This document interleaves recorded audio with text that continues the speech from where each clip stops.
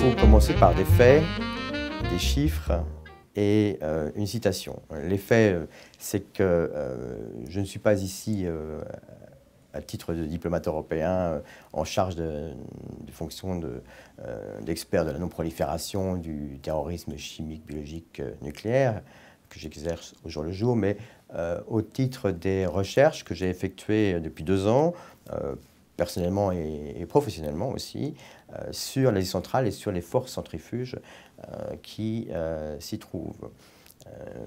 Il en est résulté de ces recherches un livre qui est sorti chez l'Harmattan il y a maintenant 3-4 mois. À cela, je voudrais ajouter quelques chiffres parce qu'il est important de comprendre pourquoi, à un moment où Daesh se trouve au Moyen-Orient, on s'intéresse à Daesh en Asie centrale. Premièrement, entre 2000 et 4000 citoyens d'Asie centrale ont suivi Daesh au Moyen-Orient entre 2011 et 2014. La question va se poser de leur retour. Deuxièmement, entre 3000 et 6000 combattants en Afghanistan se réclament de Daesh. C'est important parce que l'Afghanistan est une région clé, un pays clé pour la stabilité régionale, y compris évidemment celle d'Asie centrale. Troisième point, c'est celui de Daesh lui-même. Daesh n'est pas une organisation terroriste arabe, pas seulement. C'est aussi une organisation terroriste dont 50% des effectifs, des combattants, viennent de Tchétchénie, du Caucase et d'Asie centrale. C'est très important pour comprendre l'évolution possible de cette organisation. Et puis à cela, il faudrait parler de l'Asie centrale lui-même. Quel attrait! 10% des réserves naturelles de pétrole se trouvent en Asie centrale, 20% des réserves d'uranium, 20% des réserves de gaz. Troisième producteur mondial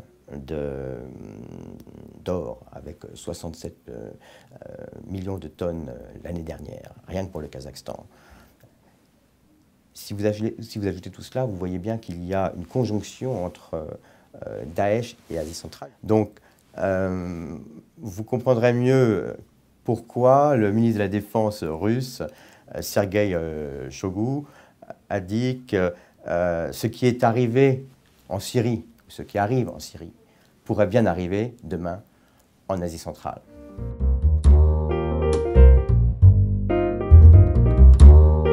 Non, il n'y a pas actuellement de menace immédiate en Asie centrale.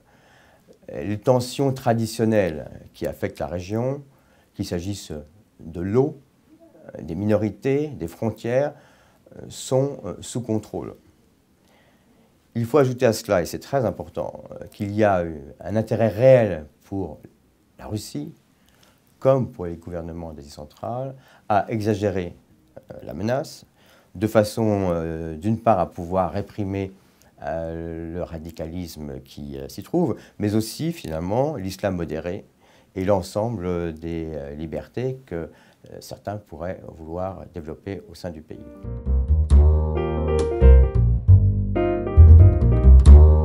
Oui, s'il n'y a pas de menace immédiate, il y a des risques d'instabilité réels. Le premier vient d'Afghanistan. On trouve en Afghanistan les 3 organisations terroristes les plus connues. On y trouve les talibans, qui contrôlent 1/3 du territoire. On y trouve Daesh, qui se trouve présent dans la province de Jalalabad, la province de Hérat, la province de Zabur, et on y trouve également Al-Qaïda dans 10 provinces. À cela, il faut ajouter qu'en Asie centrale elle-même, et notamment dans la vallée du Ferghana, il y a là un terreau pour la montée d'un intégrisme sunnite qui a toujours existé et qui est nourri par 2 mouvements très importants. Un violent, qui est le mouvement islamiste d'Ouzbékistan, le MIO, qui est une branche du mouvement islamiste d'Asie centrale, et par 2 organisations religieuses non violentes, prosélytiques, mais extrêmement virulentes, qui s'appellent Hizb ut-Tahrir et Tablighi Jamaat. À ce point, il est important de faire une mention très importante, car il y a un shift qui est en train de se passer, c'est les allégeances. Jusqu'à présent, l'ensemble de ces mouvements que ce soit en Afghanistan ou en Asie centrale, avaient prêté allégeance à Daesh.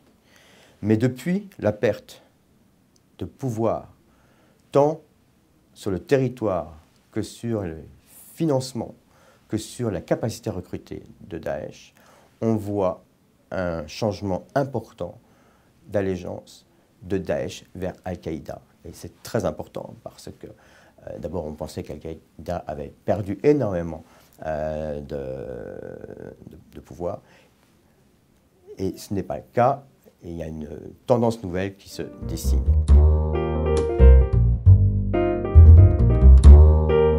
Les États d'Asie centrale sont inégaux devant la montée de la menace, et on pourrait dire même que leur capacité à répondre est insuffisante. D'une part, seuls le Kazakhstan et l'Ouzbékistan ont des armées dignes de ce nom. D'autre part, la coopération policière et judiciaire entre les pays est à minima. Troisièmement, et ça c'est important aussi, il y a une véritable violence qui se développe en Asie centrale du fait de la pauvreté et d'un certain nombre de minorités, des femmes, des chômeurs, des minorités religieuses qui se rapprochent des organisations radicales et qui cherchent là une façon de sortir du cercle vicieux de la pauvreté. Et c'est important parce que traditionnellement, l'Asie centrale est véhicule d'un islam modéré, rural et nomade. Et avec la montée du chômage et de l'insécurité, on voit là un terreau supplémentaire, notamment dans la vallée du Ferghana, qu'on accuse déjà d'être un État narcotrafic.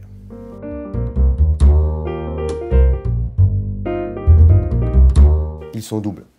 D'une part, un enjeu de sécurité, et d'autre part, des enjeux géostratégiques. Enjeu de sécurité, ni la Chine à l'est, ni la Russie au nord, ni l'Inde au sud, et ni les États-Unis qui sont présents dans la région même d'Asie centrale pour y défendre leurs intérêts de sécurité et économiques, ne peuvent se permettre de voir monter l'islam radical dans cette partie du monde, non seulement pour y défendre leurs intérêts, mais parce que pour trois d'entre eux, la Chine, la Russie et l'Inde, les risques de contagion au sein même de leurs frontières, auprès de leur communauté musulmane, est important. Et deuxièmement, un enjeu géostratégique. L'Asie centrale est convoitée, et ça vaut la peine de se souvenir du voyage de Xi Jinping en 2013 à Astana, qui a proposé une sorte de plan Marshall, on l'a appelé la nouvelle route de la soie, à l'ensemble de la zone d'Asie centrale, pour relier l'Est à l'Ouest et développer un réseau ferroviaire, un réseau routier, des communications, d'une ampleur comme seule l'Europe en a connu avec justement son plan Marshall. Déjà, la Chine a dépensé quelque chose comme 100 milliards ou 150 milliards d'euros pour sortir de l'ornière ce ventre mou qu'est l'Asie centrale. Il est évident que ni la Chine, ni la Russie, ni les États-Unis, qui tous convoitent ce développement économique et social dans cette région si perturbée, ne laisseront l'islam radical se développer.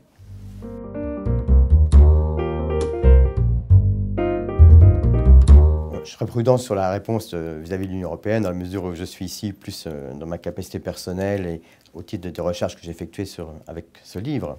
Mais je pense qu'ils sont de deux ordres. Le premier, c'est nous avons des dialogues politiques avec les puissances régionales. Et il est évident qu'y mettre l'Asie centrale comme sujet est important, parce qu'il nous permet de trouver des nouveaux axes favorables sur le développement économique, sur le développement social, et de pouvoir en parler avec les puissances régionales qui sont aussi des puissances mondiales. Et le deuxième point important pour l'Union européenne, c'est le fait que si cette fameuse route de la soie, ce plan Marshall chinois, venait à se développer, on parle ici de 30 pays concernés, de 3,5 milliards d'individus, de milliards de développement possible. Il serait évident que l'Union européenne devrait y trouver sa part, puisqu'il s'agirait d'aller de l'Est, c'est-à-dire de la Chine, jusqu'à l'Europe. Il faut que l'Union européenne puisse, le plus vite possible, voir si derrière ce plan Marshall, qui n'a que 3 ans, il y a une réalité, et s'il y a une réalité, quel rôle elle peut y jouer.